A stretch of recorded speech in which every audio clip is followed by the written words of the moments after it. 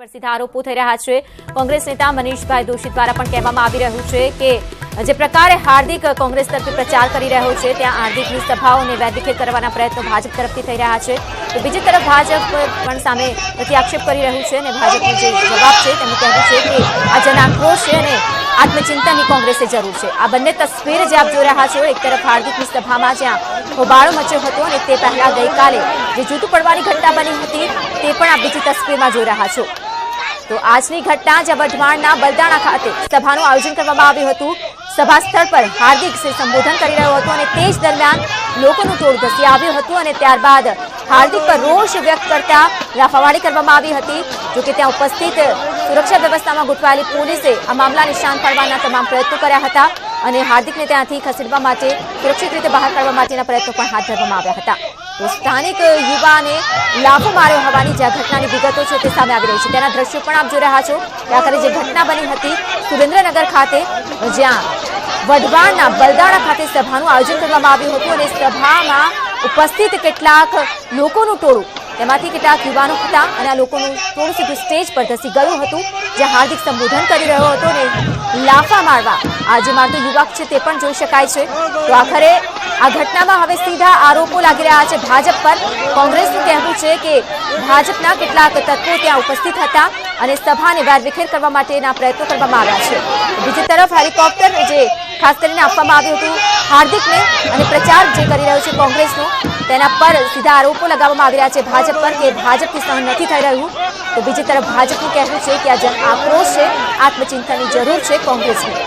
બંને ઘટના જે આપ જોઈ રહ્યા છો નરસિંહરાવ પર જે જૂતું પડવાની ઘટના બની હતી ત્યાં બીજી તરફ આજની ઘટનાની તસવીરો જે દ્રશ્યો છે તે આપ જે પહેલી તસવીર છે તેમાં જોઈ રહ્યા છો હાર્દિક પર લાફાવાડી થઈ છે સભા દરમિયાન।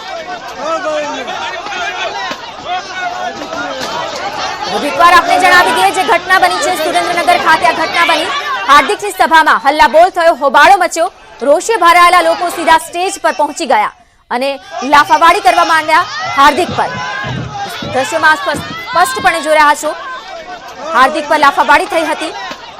હાર્દિક પણ અચંબિત થઈ ગયો હતો કે આખરે આ શું બની ગયું મારી સાથે, પરંતુ અહીં રોષે ભરાયેલા લોકોનો રોષ ચરમસીમાએ પર પહોંચ્યો।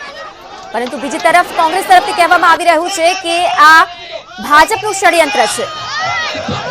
તો સભાને નિષ્ફળ બનાવવા માટે ભાજપે આ કાવતરું કર્યું હોવાના સીધા આરોપો કોંગ્રેસ તરફથી થઈ રહ્યા છે। તો હાર્દિક પર લાફાવાડીની ઘટના બની છે સભા દરમિયાન વઢવાણના બલદાણા ખાતે સભાનું આયોજન કરવામાં આવ્યું હતું જ્યાં હાર્દિક સભાને સંબોધિત કરી રહ્યો હતો અને કોંગ્રેસ તરફી પ્રચાર કરી રહ્યો હતો, પરંતુ ત્યાં બેસેલા કેટલાક લોકોનું ટોળું જે ધસી ગયું હતું હાર્દિક તરફ અને ત્યારબાદ લાફાવાડી કરવા લાગ્યું હતું। આ ઘટનાને જોતા પોલીસ ત્યાં ઉપસ્થિત હતી, સુરક્ષા વ્યવસ્થામાં હાજર હતી। પોલીસ તરત જ આ મામલાને થાળે પાડવાના પ્રયત્નો હાથ ધરી દીધા અને હાર્દિકને ત્યાંથી સુરક્ષિત રીતે બહાર કાઢવા માટેના પણ પ્રયત્નો પોલીસે હાથ ધર્યા છે।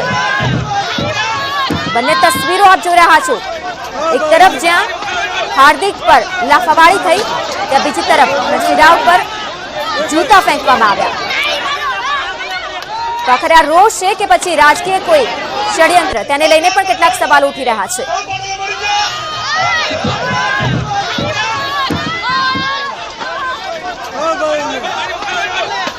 તો આખરે એક તરફ જ્યાં કહેવું છે ભાજપનું કે વ્યક્તિગત સ્વાર્થ માટે જ્યાં હાર્દિક આગળ આવ્યો છે અને સમાજમાં આ પ્રકારનો રોષ છે અને આ રોષ હવે આ રોષનું ઉદાહરણ ગણી શકાય। યુવા નેતા જે સમાજ માટે આગળ આવ્યા હોવાની વાત હતી પરંતુ સમાજ સાથે દગો કર્યા હોવાની પણ વાત છે।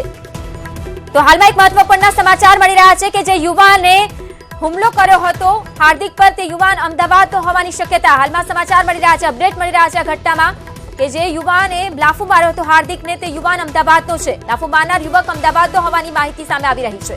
આ મામલે હવે પોલીસે પણ વધુ તપાસ હાથ ધરી છે। સુરેન્દ્રનગરમાં ઘટના બની જ્યાં હાર્દિક પટેલ પર લાફાવાડી થઈ, લાફો મારવામાં આવ્યો હતો હાર્દિકને। સ્ટેજ પર કેટલાક લોકો ધસી ગયા હતા, સ્ટેજ પર ચડી ગયા હતા અને તેમાંથી એક યુવકે લાફો મારવાની શરૂઆત કરી હતી જેમાંથી આ યુવક જે લાફો મારનાર યુવક છે જે દ્રશ્યમાં પણ જોઈ શકાય છે તે યુવક અમદાવાદનો હોવાની વિગતો હાલમાં અપડેટ મળી રહ્યા છે આ ઘટના પર।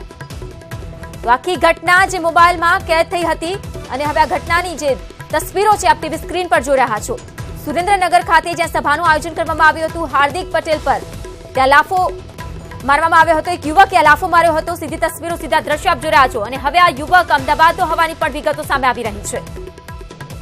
તો સુરેન્દ્રનગર ખાતે ઘટના બની જ્યાં સભાનું આયોજન કરવામાં આવ્યું હતું. સંબોધન કરી રહ્યો હતો હાર્દિક પટેલ અને તે જ દરમિયાન તેના પર લાફાબાડી થઈ. તો વઢવાણના બલદાણા ખાતે આ ઘટના બની હતી. ત્યાં બીજી તરફ પ્રતિક્રિયાઓ પણ આવી રહી છે, જ્યાં કોંગ્રેસનું કહેવું છે કે ભાજપનું આ કાવતરું છે સભાને અસ્તવ્યસ્ત કરવા માટે અને નિષ્ફળ બનાવવા માટે ભાજપ આ પ્રકારના કાવતરા કરી રહ્યા છે. તો વધુ માહિતી સાથે જોડાઈ ગયા છે સંવાદદાતા રાજુદાન, હાલ શું અપડેટ?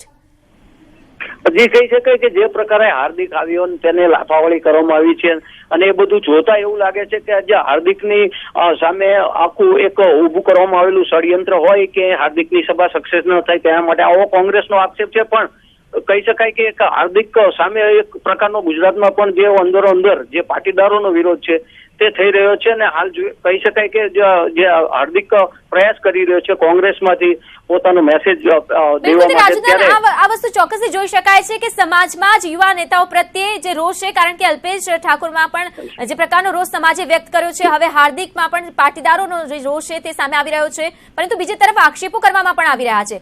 આખી ઘટનાને કેવી રીતે જોઈ શકાય અને તેનું તથ્ય કેવી રીતે સમજી શકાય? જી કહી શકાય કે જે યુવા નેતાઓ જે પ્રકારે રાજકારણમાં આવ્યા અને ત્યારબાદ પક્ષમાં આવ્યા અને તે પછી જે સમાજના નામે જે પ્રકારે આંદોલન ચલાવ્યા હતા ત્યારબાદ જે રાજકારણ ગયા છે તેની સામેનો આ રોષ સામે આવી રહ્યો છે. બિલકુલ રાજદાન, હાલની પરિસ્થિતિ વિશે શું કોઈ જાણકારી મળી રહી છે? હાલની પરિસ્થિતિ પોલીસે કાબુમાં લીધી છે ને હાર્દિક ફરી પણ સ્ટેજ ઉપર આવ્યો હતો ત્યારબાદ તેમણે સભા પૂરી કરી હતી અને હાલ એકદમ શાંત વાતાવરણમાં ચાલી રહ્યું છે બધું. બિલકુલ રાજદાન, જે લાફો મારનાર જે વ્યક્તિ હતો, જે યુવક હતો, તે અમદાવાદનો હોવાની પણ માહિતી છે. જી કહી શકાય કે એવી બાતમી મળી રહી છે, માહિતી મળી રહી છે કે આ યુવક જે અમદાવાદથી આવ્યો હતો તેને હાર્દિકનો આ પ્રકારે લાફો મારી સ્ટેજ ઉપર એનું અપમાન કર્યું હતું. જી બિલકુલ. તો પોલીસ તરફથી હાલમાં શું કાર્યવાહી? એ યુવકમાં ની ધરપકડ કરવામાં આવશે ને ત્યારબાદ પોલીસે શા માટે લાફો માર્યો તે કારણો બહાર આવી શકે તેમ છે. જી બિલકુલ. તેની સાથે કહી શકાય કે જ્યારે યુવક લાફો મારવા માટે પહોંચ્યો હતો સ્ટેજ પર, જે રોષ હતો ત્યારબાદ યુવકને પણ માર મારવામાં આવ્યો હતો તે પણ જોઈ શકાય છે. જી હા, જે હાર્દિકના સમર્થકો હતા એને ખ્યાલ નતો રહ્યો કે આ પ્રકારે કોઈ આવીને હાર્દિક ઉપર હુમલો કરી જશે અને સ્ટેજ ઉપર હોવાથી ત્યાં પોલીસને પણ ડાઉટ નતો કે કોઈ વ્યક્તિ બહારનો છે ને આ હાર્દિકને મારી શકે છે અને કહી શકાય કે આ સમર્થકો પણ તેને ઓળખતા હોય તેથી તે હાર્દિક નજીક ઘસી ગયો હતો ત્યારબાદ તેને જણાવ્યું કે આ ઘટના બની ત્યારબાદ ફરીવાર હાર્દિક સ્ટેજ પર આવ્યો હતો અને ફરીવાર સભાને પૂરી કરી હતી. શું તે દરમિયાન કોઈ પ્રતિક્રિયા આપી હતી હાર્દિકે? જી હાર્દિકે ટૂંકું પ્રવચન આપીને સભા પૂરી કરી દીધી હતી. જી રાજદાન, આભાર માહિતી બદલ. તો લાફો મારનારનું નામ તરુણ મિસ્ત્રી હોવાની પણ વિગતો સામે આવી રહી છે. સુરેન્દ્રનગરમાં હાર્દિક પટેલ પર જે હુમલો બોલાવવામાં આવ્યો, લાફો મારવામાં આવ્યો હતો, આ યુવક જે છે અમદાવાદનો રહેવાસી છે તે પણ જાણકારી મળી રહી છે. તો બીજી તરફ સભા સ્થળ પર કેટલાક લોકોમાં નારાજગી હોવાની વાત પણ સામે આવી રહી છે. તો સુરેન્દ્રનગરમાં ઘટના બની જે વઢવાણ ખાતે સભાનું આયોજન કરવામાં આવ્યું હતું અને આ સભા દરમિયાન એક યુવક જે તો સ્ટેજ પર પહોંચ્યો અને ત્યારબાદ હાર્દિકને લાફો મારવા લાગ્યો.